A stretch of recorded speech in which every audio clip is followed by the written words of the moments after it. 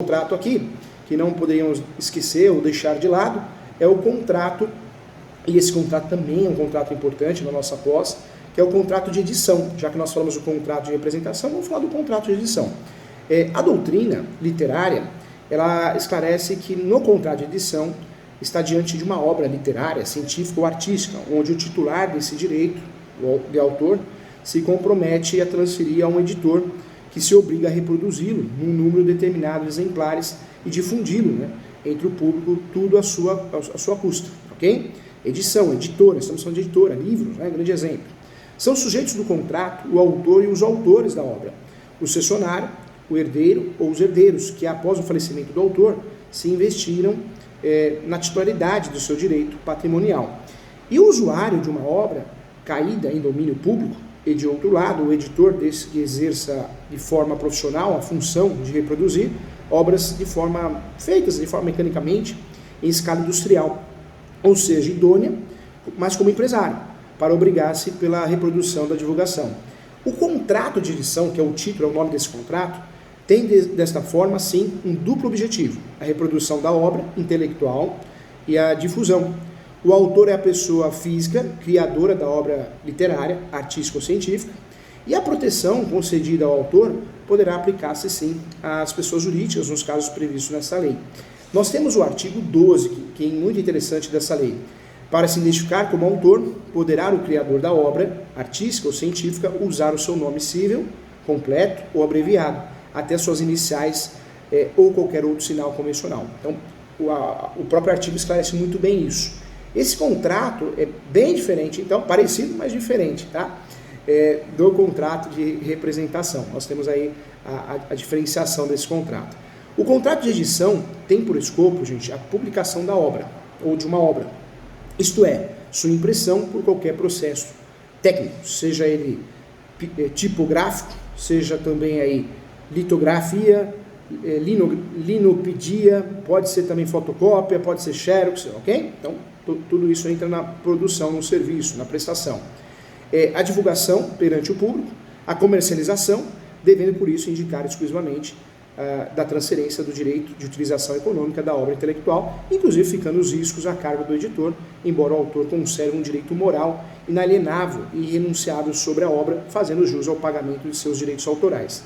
É importante lembrar que o autor, ao conceder ao editor o direito exclusivo de reproduzir e divulgar a obra, por meio de contrato de edição, está lançando mão do instrumento mais adequado e seguro para regular a exploração econômica dessa obra literária. Então é importante.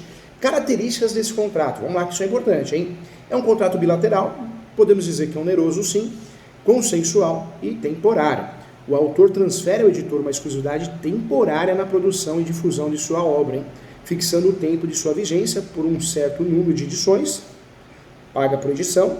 Se o contrato for omisso a esse respeito, o entendimento é que versará apenas sobre uma edição.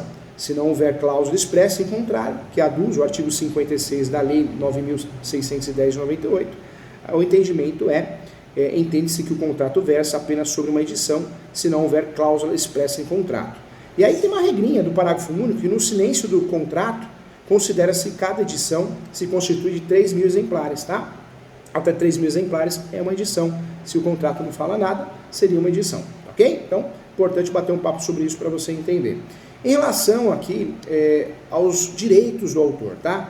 O de publicar sua obra, conforme a Constituição Federal, ter reconhecido a sua autoria, artigo 24, inclusive, da Lei 9.610, garantindo, sim, a paternidade da obra intelectual, exigir respeito à obra na defesa do inédito, reclamando sim com a reprodução não deforme, original.